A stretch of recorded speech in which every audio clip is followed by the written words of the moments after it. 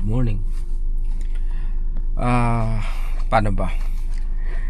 Nung nakaraang araw, nagpa-schedule ako sa Tesla na magpapapalit ako ng wheel bearing. Kasi pag nagpa-schedule ka sa Tesla, kumbaga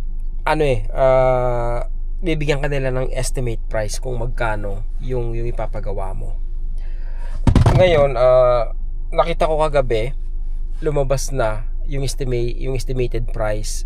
Pagkatapos, ang nakalagay doon is 92 or $97.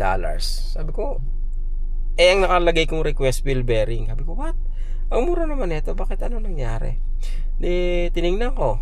Tapos, ang gagawin lang pala nila is yung tire rotation. Yung pinagawa ko sa Talyer, yun yung gagawin doon sa Tesla.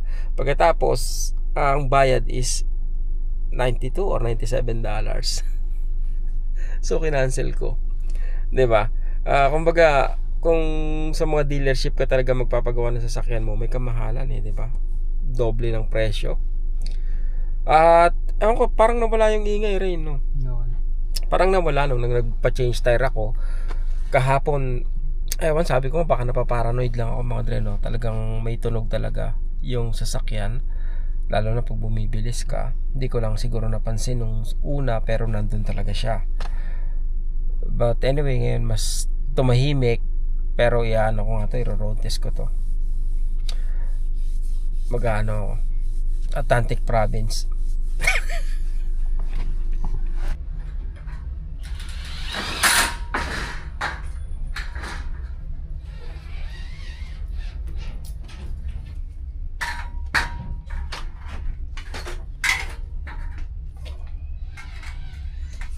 Ito na nga. Pangalawang kwarto na to mga dreno. Ito nalagyan ko na ng stud. Ito mga dre, nilagyan ko nito ng anchor dito para kahit papaano, kumbaga hindi siya ganun ka-flimsy. Kahit papaano pag nilagyan mo ng drywall, kahit matulak mo is hindi kumbaga magre-resist siya mga dreno.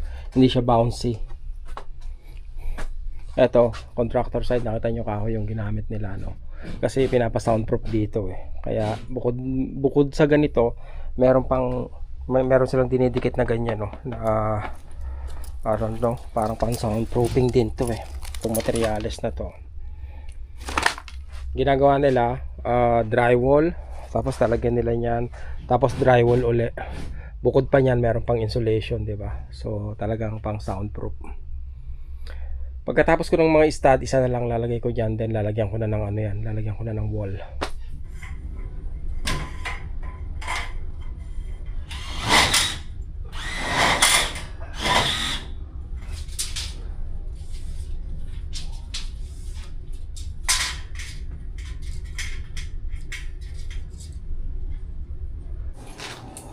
Oy!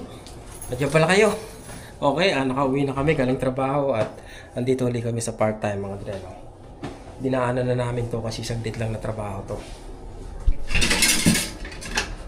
Maglalagay lang ng silicone dito.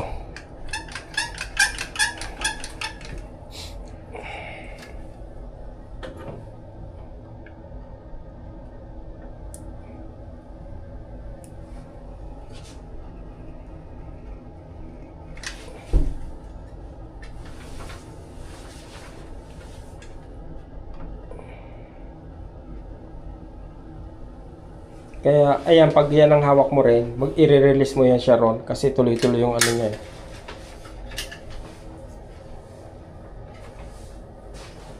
Parang mahirap yung dita. Dito ka rin Ayan.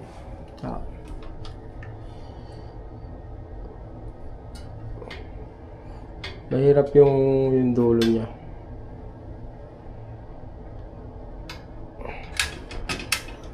Tignan mo, manalagyan pataas. Nakaganong ka.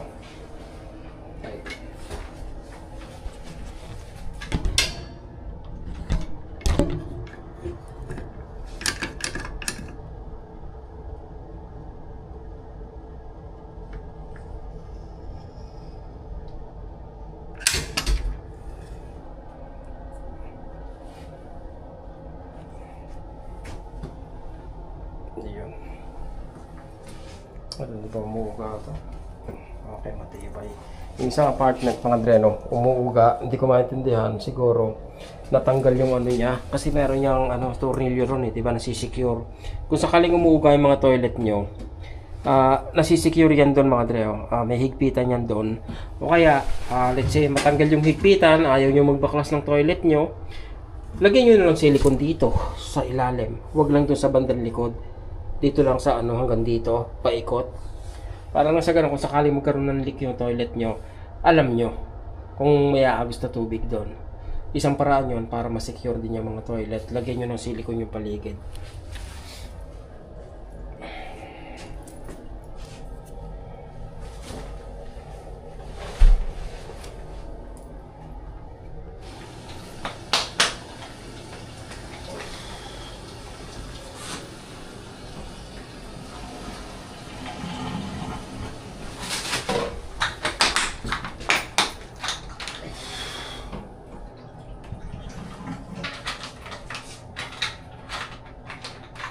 Gusto mo?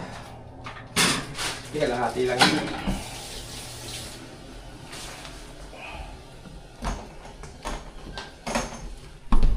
Baho eh.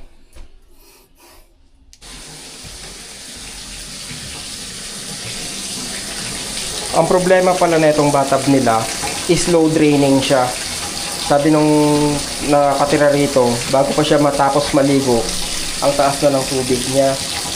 Pag mga ganun, ang usually ang problema yan mga dreno, kumbaga marami ng build up ng buhok yan, o kaya yung yung sabon, di ba namumuo rin yun, yung parang naglalangis yun eh, tapos kasama ng buhok.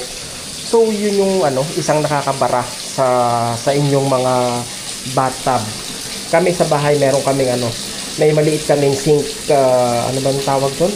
Yung strainer, para nakukuha yung buhok, hindi bumabara sa sa bathtub. Matagal na kami sa apartment namin pero hindi kami nagkaroon ng problema sa bathtub kasi nga nasasala namin yung buhok. Ngayon mukhang okay na siya. Hinuhugasan ko lang yung nilagay ko para kumbaga matanggal yung chemical. Kasi matapang to mga dreno.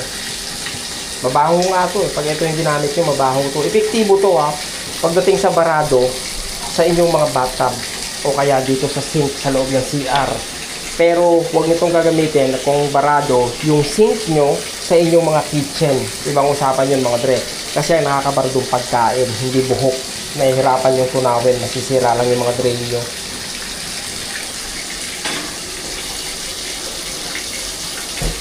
So I think all good na kami rito.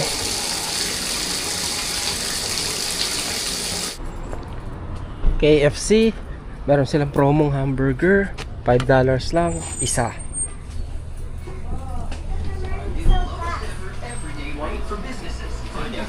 Martes, eto raw. Eto pala yung burger na binili natin. $6 to mga dreno. Everyday iba-iba sila eh. Nag-iiba pala. Yan. Pwede, diba?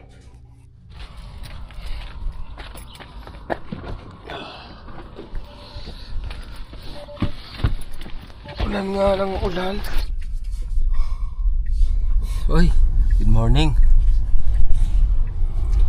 Isang makulimlim na umaga sa inyong lahat.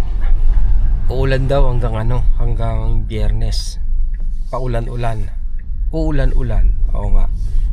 Kaya ganito yung panahon natin. Walastek. Iba na yung panahon Parang hindi summer ngayon, no? Oo nga pala, yung ingay na nanggagaling sa sasakyan. Parang nabawasan eh. Nabawasan o nawala. Hindi ko maintindihan. Baka nga lang yun rin eh. Pinatay ko yung aircon. Kasi baka doon nanggagaling.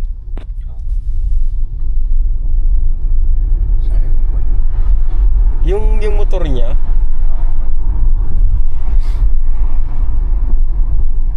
Para pina-check mo yung aircon. Hindi, pag doon ang gagaling, normal na may ganong ingay. Ay, lumalakas yung consumo pag mabilis ka. Lumalakas yung consumo. Siguro, I don't know.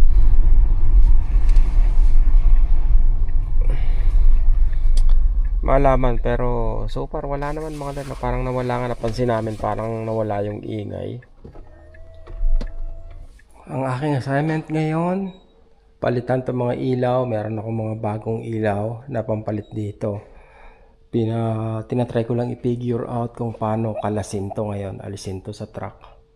Ito parang madali lang, meron siyang notch, pero ito ang isa, tinitingnan ko pa. But anyway, papalitan ko yan mga dano kasi mga luma na yan eh.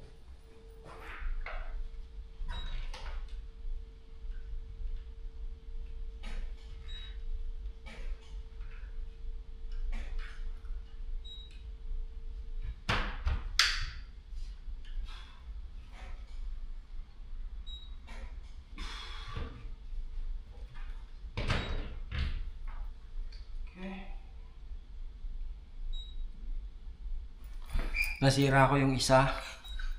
Tapos, ewan ko kung tama yung intindi ko. Tingnan natin. Parang iikutin lang.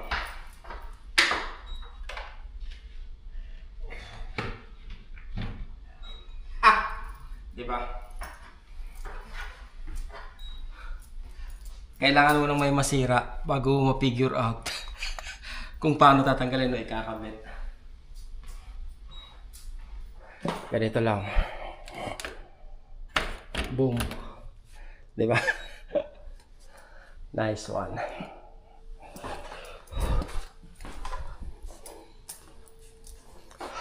So, ganun yung gagawin ko. Pero itong isa, paano ba to? Ito may pindutan lang yata ito eh.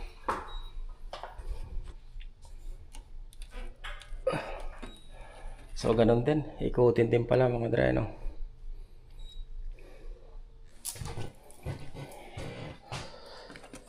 Ito yung aking mga ipapalit. Mas malaki. I think mas malakas din to, no? Ito. Kaya ba? Tingnan nga natin. Kabit ko tong isa. Tingnan natin kung kaya.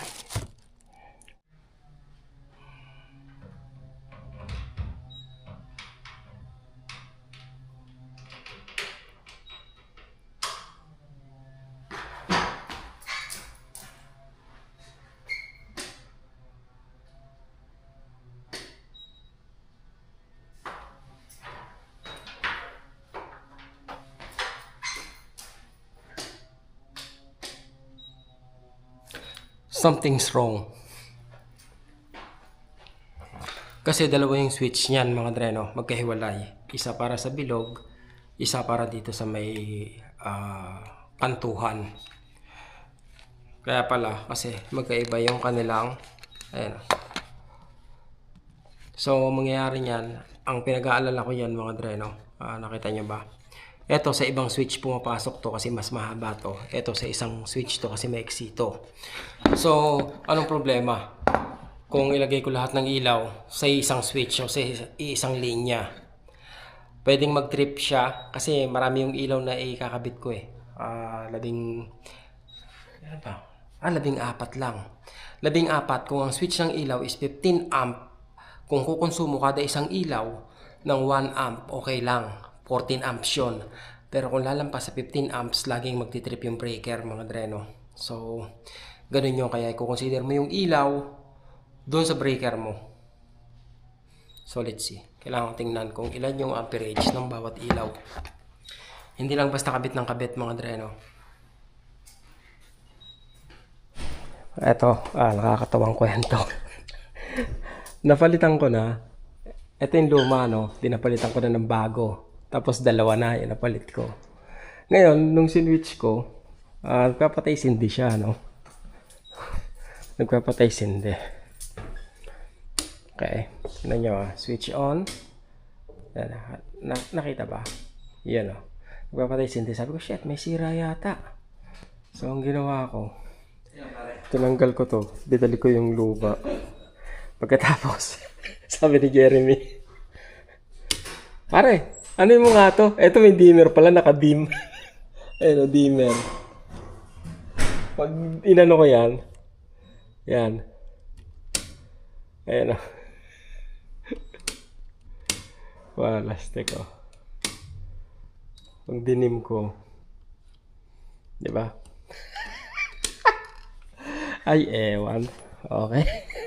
Kala ko sila ang connection eh. Halimbawa, nakabili kayo ng bahay o yung mga bahay nyo is ininstallan ng ganitong ilaw. Pinlight yata yung tawag dito mga dre, no?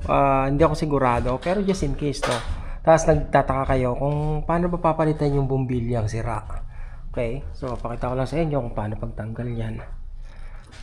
Susungkitin nyo lang yan mga dre, no? Sungkitin nyo. Yun. Lalaglag na yan kasi ito yung pinakalock niya, yung nasa gilid, oh. Yan. Ngayon, pagdating naman sa ilaw, eto, huhugutin nyo lang yan, mga dre, no? Paano ko ba ipapakita sa inyo ng isa lang yung kamay?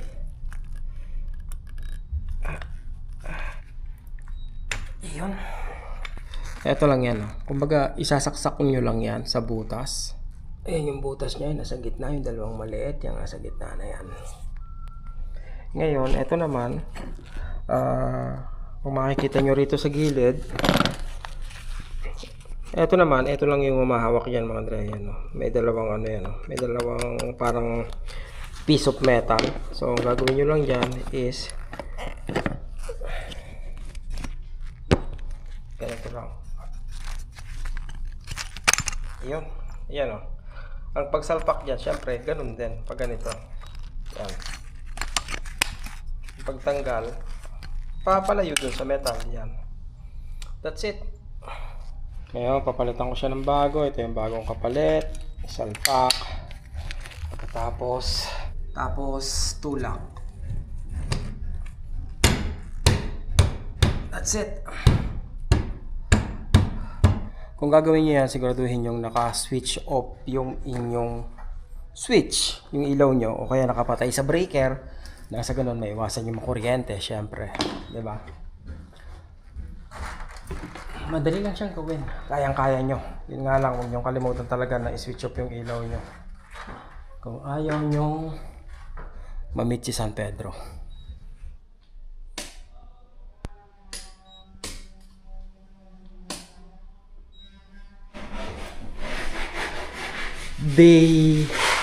Ewan ko ba, Andre, no?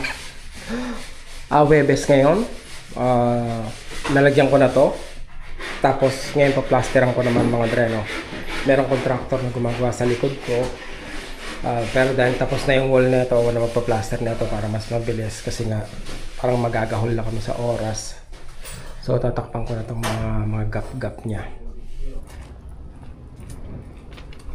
Arkila kami ng truck para magtapon ng basura at saka bumili ng materyales.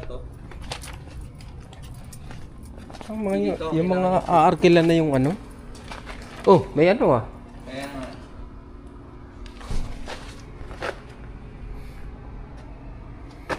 Kailangan ano, i-check mo. Pipicturean mo, tapos i-send mo sa kanila. Walastek. Tama ba yung ano, yung gas na ito? 3/4 pare, passenger seat pa raw. Ito, pati passenger seat. Walastek.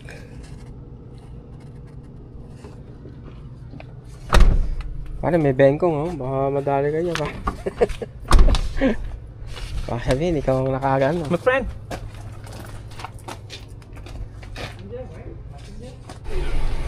Parang mali yung ano, mali yung fuel. 1 bar na lang eh. 1 bar na lang dito. Full. Oh, mali nga to. Ayan oh.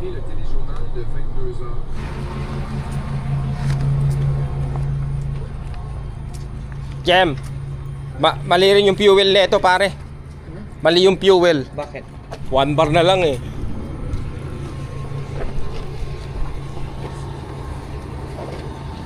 Kilometer before. Yeah, correct. But the gas. Oh, okay. Take the picture. Okay. Okay. I will show the guy there. Yeah. Take the picture. Pakita mo muna sa kanya bago umalis. Yeah. Okay. Now we'll go there now and I will. Malaki pa namang ano na ito, truck to. Yeah, I will go in there. ka. Para hindi mo ako dito. Ah, sige, sige. Yung kanina na kaya doon. Pwede. Tara. Sa gilid. Everybody needs a break.